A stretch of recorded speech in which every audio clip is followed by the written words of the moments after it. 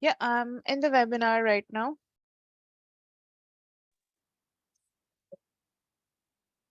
I think we can start. So, good morning, everyone. Once again, we warmly welcome you to PyCon 2023. We now move on to our topic, which is to create a stellar profile summarizer web app using OpenAI, PDFPlumber, and Streamlit. The speaker for this topic is Nabanita Roy, Senior Data Science Manager at EY, UK and Ireland.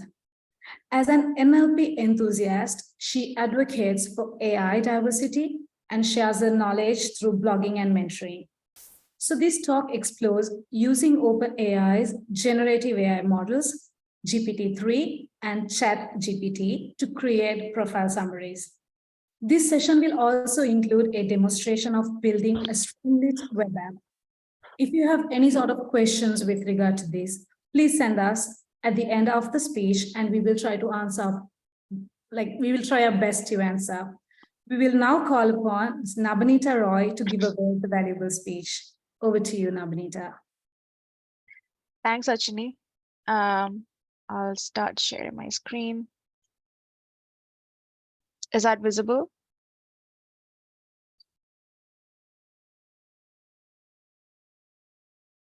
Okay. I'll take that my screen is visible to everyone. And Nabanita, go ahead. Can I switch on my video? Yes, please. It doesn't allow me to switch on my video though. Let me see.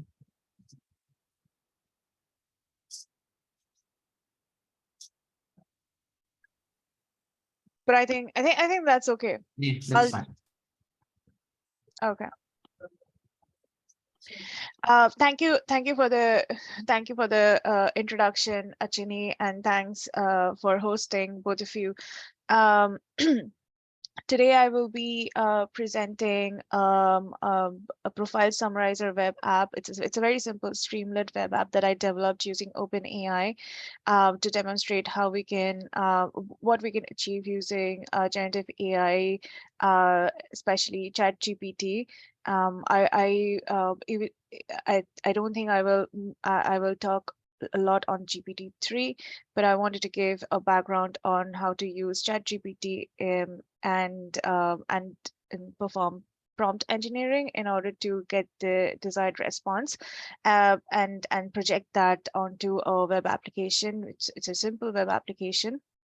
About me a little bit. My name is Nabanita Roy, and I'm a data scientist at EY. I'm also a senior manager there. I am also the education lead in Women in AI Ireland. So I basically work with a group of women who are invested in building more and more workforce and knowledge and motivate more women in the space of AI. NLP is something which is very close to my heart, and I love experimenting with it. I've been working in this space for quite a while now, and I know in the last 6 months, we have there's a lot in the space of NLP, especially with text generation capabilities, boosting up to, in enormous amounts after OpenAI released the latest version of Chat GPT. So here, I'm delighted to present this this very short and simple web application. Before I move on to the web application, I'd like to give a little bit of a background on Chat GPT. Not that it requires a massive introduction at this point of time, because I think every single person is inundated with information about Chat GPT almost every day. Last day I was traveling, and at the airport, I found, there were people around me talking about Chat GPT, and they're completely amazed with the way how the model generates and tailors the responses depending on what the user has asked. So it's so basically it doesn't need an introduction, but I'd like to go through some facts before we move over to the demonstration. ChatGPT is essentially the state of the art model, a chatbot, which is developed by OpenAI, and it's heavily backed by Microsoft's investments. It's a massive language model, and it's built on top of GPT 3.5 model architecture. It was initially built on 3, now it's 3.5. These while GPT-3 and GPT-3 and 3.5, they're about just text generation. Chat GPT, how it is different from them is that Chat GPT is a separate model which is trained using a separate data set, and the data set is crafted to take in instructions and respond accordingly to instructions. And it's also sampling model to instruct GPT, which was a pilot model that came before Chat GPT. So ChatGPT is basically a customized version of GPT-3, where there is a sort of a controlled generation of text based on the instructions that you provide to the model. Because ChatGPT is understands instructions, it can be utilized to perform multiple NLP tasks that we've been seeing in our that used to need a lot of machine learning, a separate data set, a separate model to make predictions upon. So right now, using the latest models, it's become even more general or generic and can be tailored to specific tasks without having to train a particular model to achieve the goals, like classification, like sentiment classification, summarization. You can extract keywords and also topics from given text. So it can be utilized for multiple NLP tasks. You can so this the reason for the high effectiveness of ChatGPT is the number of is how the data set has been crafted, and also the number of parameters that are extracted from these huge texts. It's the training data consists of 570 GB of data, and it took about I think a few months, like 3 months, to train that kind of model and training data sets and extracting features that reaches up to 175 billion, which is massive. And in terms of usages, specifically ChatGPT is really good for content generation, and I think it's sort of a low risk area in terms of implementation. Whereas we've seen a lot of questions about privacy and transparency, ethical usage of AI since ChatGPT came into the picture. And companies are very careful about what information they send to the OpenAI's API.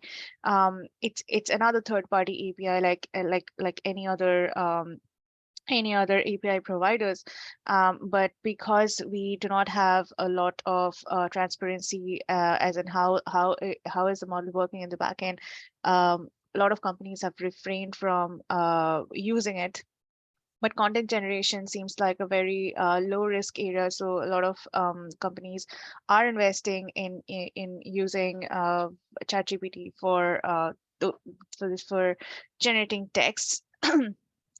Then I think the other advantage that I've seen in ChatGPT is language translation, and it's of massive support to people for whom English is a second language, or any other language which is a second language, but they have to work through a particular language that is beyond their scope. I think ChatGPT can give accurate translations. And this has been tested for we tested it for multiple different languages, multiple European languages, and it worked very well. I tested it for my language. My mother tongue is Bengali, and I tested it. It was okay. I wouldn't rate it as very good and accurate and fantastic, but it was okay, and that is understandable, because I would imagine that the amount of data that it has gotten trained upon, using some of the European languages, I think in terms of that, the amount of data that Bengali would have is smaller in fraction. So and also it's of a certain type, and you can distinguish what kind of text was Chat GPT fed on in terms of that particular language. And also it understands transliteration. So if I write in my Bengali words in English that we usually do in Facebook, and I think most of the Indian, and I think your language as well in Sri Lanka, I think you would do a lot of transliteration, all right, in English instead of typing in your own language. If you do that as well, ChatGPT picks up from that. It's called transliteration in terms of NLP. And it's really fascinating, and it just shows that it's been trained on a lot of communication or community forum sort of a data. Like I'm sure you wouldn't readily have these kind of, like, there won't be proper articles with transliterated data. It's only found in communication channels on the internet, on which is available in the public. So that's one side where ChatGPT has been really useful. Summarization and rewriting of text, and we'll see that today. Text completion as well, even filling in the blanks, or if you put in sort of a given a prompt, it can complete the sentence. Q&A for chatbots. Yeah, the whole design is to get instructions and generate responses, or get questions and generate responses. So yes, it supports Q&A.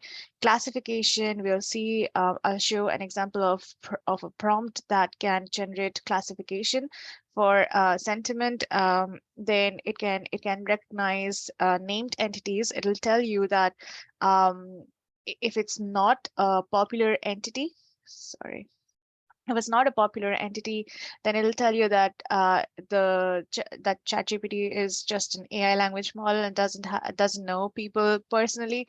But if it's a popular person, then it should be able to tell you who that person is. And more often than not, these people have to have sort of a profile on Wikipedia. That's one of the major sources of data. And then many other use cases using ChatGPT, especially like I have tested in setting different tones in when you generate content, and it responds really interestingly. In order to get hold of the chat completion API, you have to log in to you have to go to openai.com, and you have to select the API, and then generate an API key. You should be able to click on your profile on the right hand side top corner, and you'll have to generate an API key that you will be using. You'll be using to embed in your code, and then you will be referencing that for accessing the chat completion API.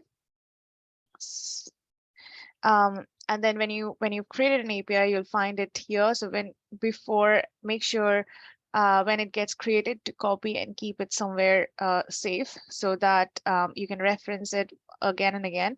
If you go back to your API keys page, you won't be able to retrieve the key from here. You will only be able to see the first two or last two digits of it, but it won't show you it won't show you the entire key. So make sure that you keep it at a safe place. So if you're new to chat completion API, it'll take about I think 3 months that you can use it for free. Not free, so they'll give you $18 credit. And I know from my experience, you will not run out. And I've given these demos for quite some time for too many people in the last 3 months, and I probably have spent only like, I think, €3 maybe, sorry, $3 maybe out of the $18 in 3 months. So it should be good to start off and try a lot of different things. It'll just have some limit in terms of the number of times you can hit the API. I think you can only hit the API thrice in a minute. So that's the only limitation. But if you want to play around it, this is really good. In terms of prompt engineering, why is it important? It's one of the key topics that has come up in the world of generative AI. Why is it important? Because number one, the popularity of Chat GPT is because it allows people to interact with AI without any knowledge of code. It's a no code or low code area. Right. So and prompt engineering enables us to interact with the model in natural language, in how we speak to each other. So that's why it makes it so easy and so much more interactive, and hence a lot of people can take advantage of it. People who do not have a lot of coding background or software engineering background can easily make use of LLMs and then develop innovative solutions on top of it.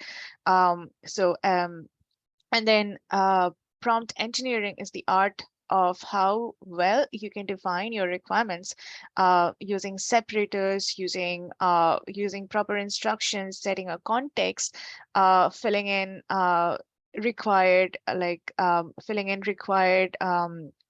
clauses. So prompt engineering is it's an elaborate discussion on how you can craft useful prompts that'll lure your Chat GPT to generate exactly what you want out of the responses. There are a few parameters as well that you'd like to that is good for knowing when you're piloting these kind of use cases. So the two most important parameters is temperature and top P, which controls how deterministic or how random your text generation will be. Your the temperature the temperature ranges between, I think, 0 to 2, if I'm not wrong. If it's 0, it's deterministic, and if it's 2, it's completely random. So if you ever try with temperature is equal to 2 as a model temperature, it's just going to be blabbering anything. With temperatures from 0 to 1, it'll be something which you will understand, and the model will not be exactly blabbering. A temperature of 0 is highly deterministic, and if you feed some information to your Chat GPT and set temperature as 0, every time the response that gets created is going to be same or highly similar to whatever it has generated before, because it takes the highest probability distribution from which it picks up the words, and it doesn't differ most often. Whereas if your temperature is 1, it allows the model to explore more in terms of probability. It's a little bit more relaxed, and it picks up different words from different probability distributions, and therefore if you generate same content over and over again with a temperature of 0.5 or 1, there will be some degree of differences or large degree of differences in terms of the content that gets generated. And it's really interesting if you want to try it out. If it kind of ties back to the parameter n, which says how many content you want to generate at a go. So if, by default, n is equal to 1, therefore it only generates, it'll give you only one content at one time. But if you set, say, n is equal to 3, it'll give you 3 responses for the same prompt when you hit the API. But it has to be, within the certain maximum tokens limit. I think it's 4,096 tokens at the moment. So with temperature is equal to 0 and n is equal to 3, so you're asking the model to generate 3 content with temperature is equal to 0, which says that pick the best fit of words which are related to the prompt that I have entered. In that case, all the 3 content generated is going to be just the same. If your temperature is equal to 1 and you allow more creativity, every 3 times, all the 3 content generated are going to differ. There will be some degree of similarity, but that would be only maybe 20% of similarity from what I've seen so far. Top P and temperature, they're supposed to be used individually. Like if you're using temperature, then don't use top P. If you're using top P, don't use temperature. Top P is just it's just a reflection of temperature or what probability you want to pick. So it ranges from 0 to 1 again. So again, 0 will give you probabilities. Will give you deterministic responses, and with top P is equal to 1, it'll give you highly the creative side of Chat GPT. So that's in short about the model parameters. In general, the default values for temperature is 0.5 and n is equal to 1. And I think maximum tokens is, I think 4,000 something. And this is an example of how we can use it for classification using prompt engineering. You have this is the instruction that you give the model, classify the text into neutral, negative, or positive. You give a text and give a sentiment, and you see putting in these colons and sometimes putting in some hyphens and dashes or codes and separating your instructions and organizing your instructions give you better results. So if you just put in up to sentiment and colon and feed it to your Chat GPT model or Chat completion model API, the response is going to be neutral. And in that case, Chat GPT successfully analyzed the text that it has, the text you have sent, and generates a sentiment out of it. So therefore, that's why ChatGPT is so powerful, because even though it's a text generation model, it still has an ability to understanding the instruction that has been given to itself, and also deriving conclusions and inferences from them, and then providing a particular output, generating a particular output out of it. So that's it in prompt engineering in short. Here I would like to show the code that I have in the web application that hits the chat completion API, and this is an example in Python. So the chat completion API, OpenAI gives gives the API service, and there are many wrappers. So there you find it in Java, you'll find it in C++, I think, and this one is in Python. So you basically have to install OpenAI and use your OpenAI key as well. You can set it as an environment, you can use it in a config file, whatever, but you need to use set OpenAI.API key is equal to your API key, and only then this code will work. So in this code, I have I have called OpenAI.ChatCompletion.create. So it's going to create a prompt, and it'll send it to that API. I have specified the model here, which is GPT 3.5 Turbo, which is the suggested usage at the moment, and it's the latest one. in terms of messages, I am specifying a role and a content. So there can be 3 different roles when you interact with ChatGPT. You'll be a system, an user, and an assistant. The system message, if you put in role is equal to system, and you send a content, that will be the context of, for example, saying that you are a content writing assistant. Can you help me with the following instructions? You're just giving a context or an understanding of the environment. But it's also written in the OpenAI's documentation that that the model does not respond very well to the system, but it but it's useful to use the role for an user. The user is your instructions. So you can put in a role as user and content. So that's going to get your prompt. So that's what I've used as default user. I haven't done much customizations to keep it simple. So that's how you put in your content as an user.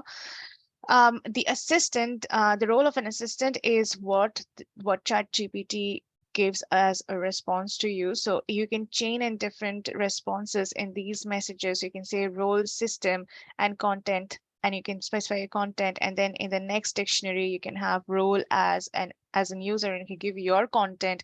And you can also chain it as a chatbot. So in chatbots, you go for interactions.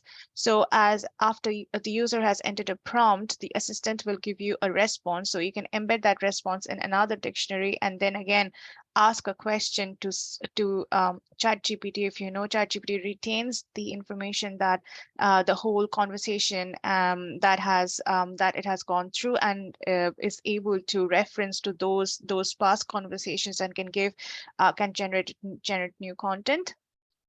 So that's what is allowed by chaining system, assistant, and user conversations in these messages, and they all come in dictionaries, Python dictionaries. And then you can set temperature here. So I set temperature 0.5 at the moment, which is sort of in between deterministic and random.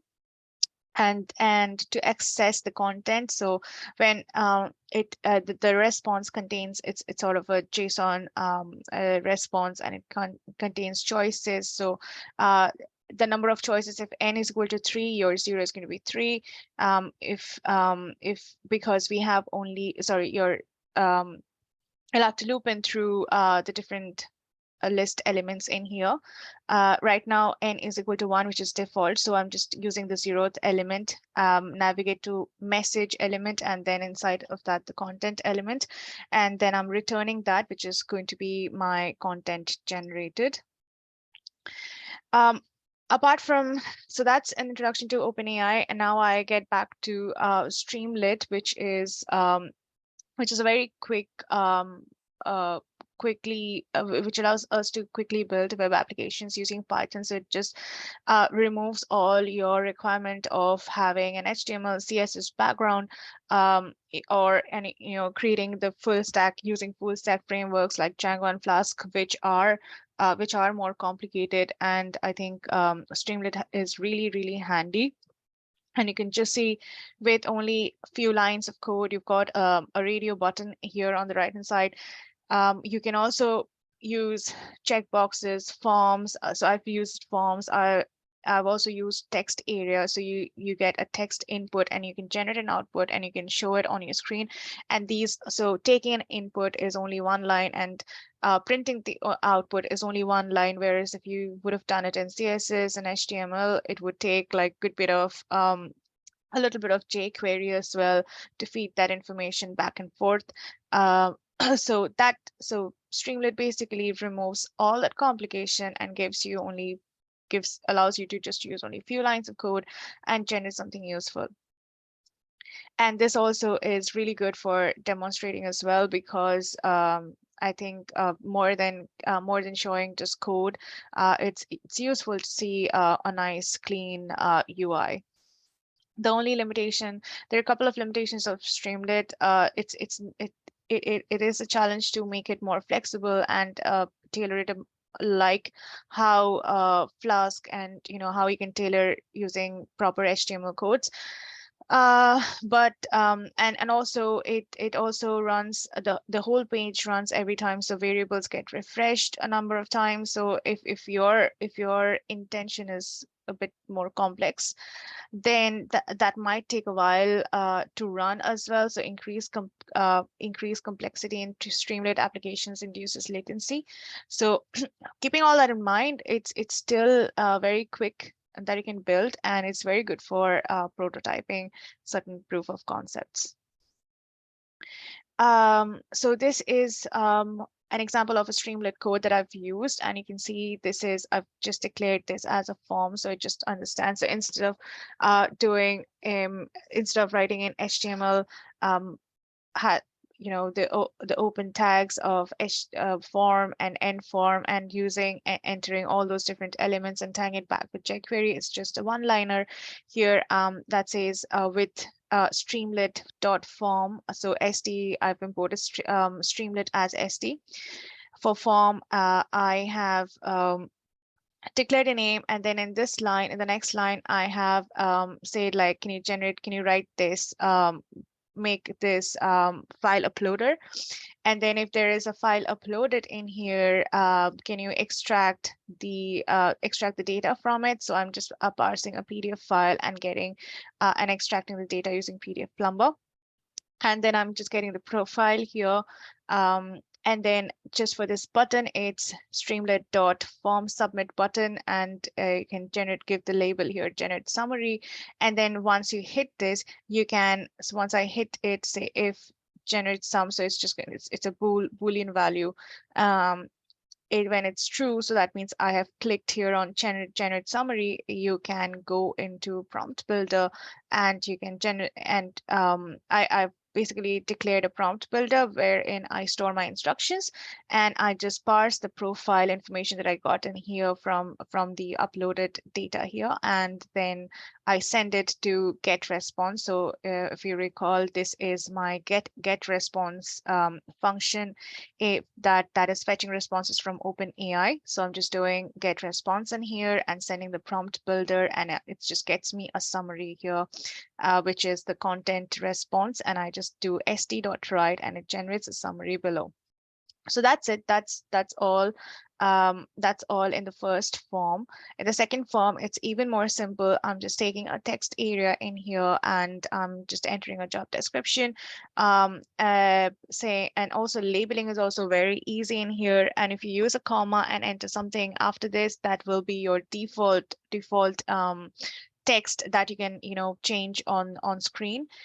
Again, I've used a button, so it's just 2 lines to create this this visual. And then if you click on this button, that's the logic here. If you click on this button, ext extract keywords, that's the variable that I've used, and it gets set to true, and then it gets in here, and it passes. So this is my prompt here, extract keywords from this job description, and I parse in the job description that I've entered in the previous text area, and then I send it again to get response, send the prompt in, and I get the keywords, and then I just write what are the extracted keywords here using st.write. So that's these are the 2 most simplest and fundamental forms of Streamlit code. And so yeah, so let's go to the demo.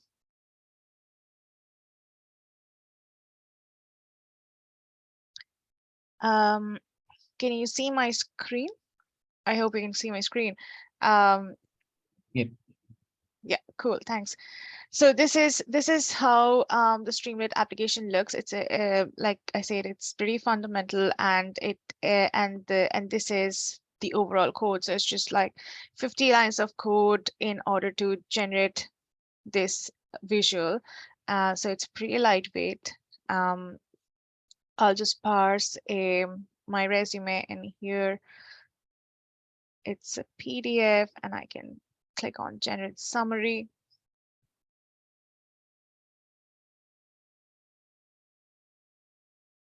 So in the backend, it's basically hitting the chat completion API. It'll take just a couple of seconds to get it. It just summarizes whatever it sees in my resume, it's loads of technical stuff. Yep, they are.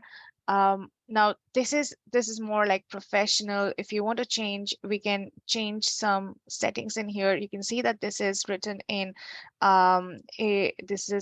third person. So I want to say it from as a first person. So I can change the tone in here and say generate a summary of the profile in first person. You can of course set these variables and parse it in here. I just want to keep it simple for the demo right now, and I'll make changes directly in the prompt builder.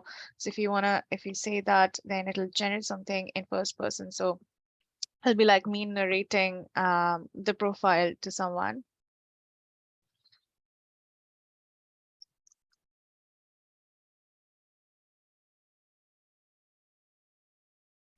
So see how it changes, says I'm a data scientist with expertise in Python, SQL, NoSQL database. It just picks up from some of my profile summary that I have in my resume, but it converts the whole narrative into a first person. You can set a tone as well. So generate a professional. So this is basically a professional summary. We're looking for a professional summary. So I can put it in that way. Um,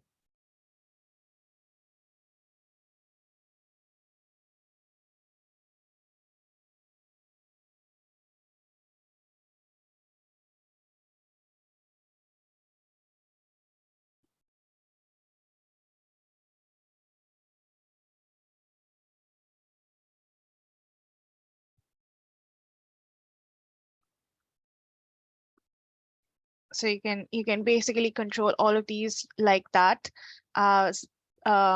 generate variables, and you can also use so it's a professional summary. So just I think it put in almost everything. You can control that by the number of lines you want to generate in your code in here. Let me just try with maybe sarcastic tone, and let's see what it gets back with.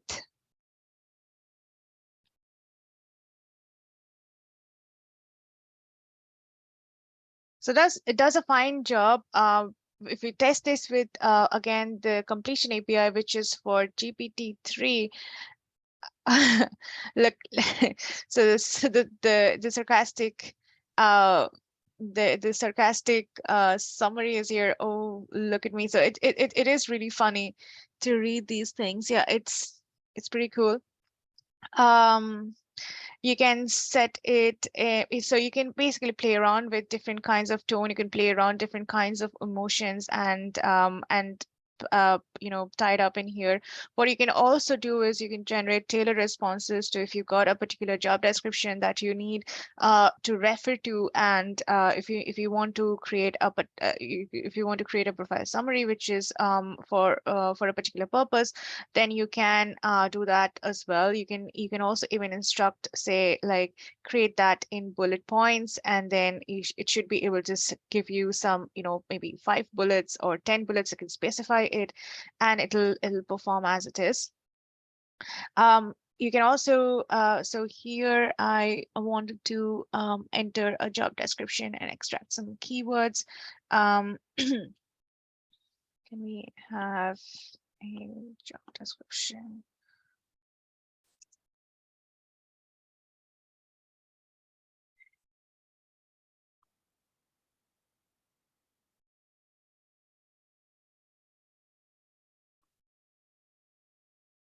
Okay.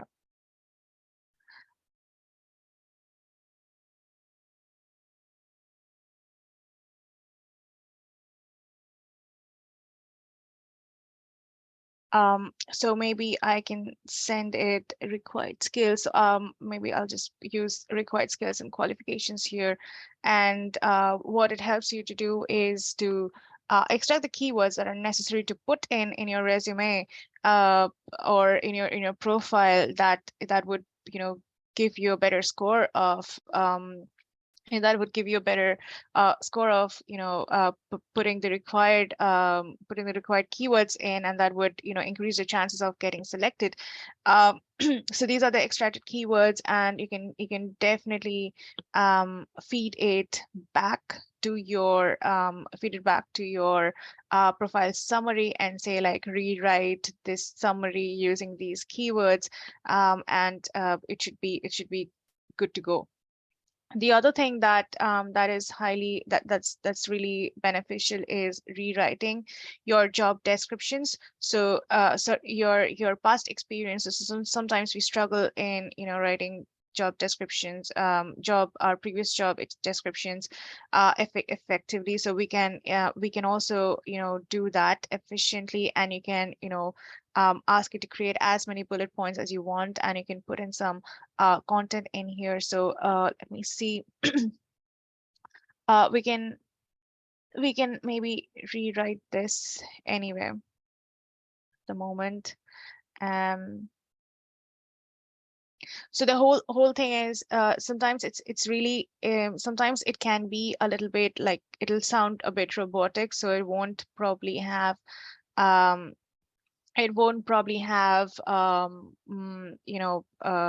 the best output. It won't have sort of a personality. That's how I call it. But sometimes it's really good to get the right keywords or the right words to use in your resume. So for example, collaborate as opposed to foster collaboration, and effectively communicate. So it adds on some adjectives which are called, I think they're called active words or something like that in the resume world, in the CV world. And these words are very important to put in your CV. So I think ChatGPT does a very good job in rewriting your existing profile summaries or your past job experiences, and present a better version of it. And for me and for many others like me whose first language is not English, but we need to, have a great vocabulary in order to craft these kind of materials which sell very well. I think ChatGPT is a great assistant for that. So yeah, that's all that I have with me. I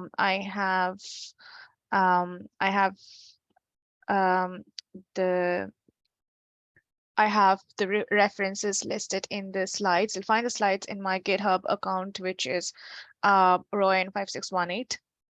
And you should be able to access the slides in my repository talk resources, and also profile summary generated Chat GPT. It's going to evolve in the future. I hopefully I can present in another session sometime later next year in PyCon Sri Lanka, where I can show an advanced version of it. But this is really simple, and I'm ready to take any questions if anybody has any.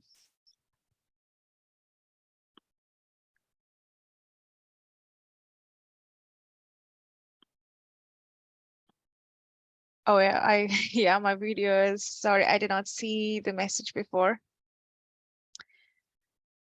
If there are any questions, I'm happy to take them now. Okay, so thank you. Finally, we see you as well. Good to see you in person. So Yeah. Seems like there's no questions for the moment. So it means, like, it was clear to us. We was listening, and thank you so much for the interesting and modern speech. So we will be wrapping up the session for now, and we'll be taking half an hour break for lunch. So we'll be seeing everyone at 1 o'clock. And thank you once again, Nabanita, for the valuable speech, because it was really interesting and valuable, and it was very modern. So thank you once again. So hoping to see you soon again. Thank you so much. Thank you so much, Achini. Yes. Okay, thanks for hosting me. I hope the rest of the conference goes really well. Right. Yeah. Thank you. Thank you. No problem. Right. Yeah. So we will be wrapping up. Done.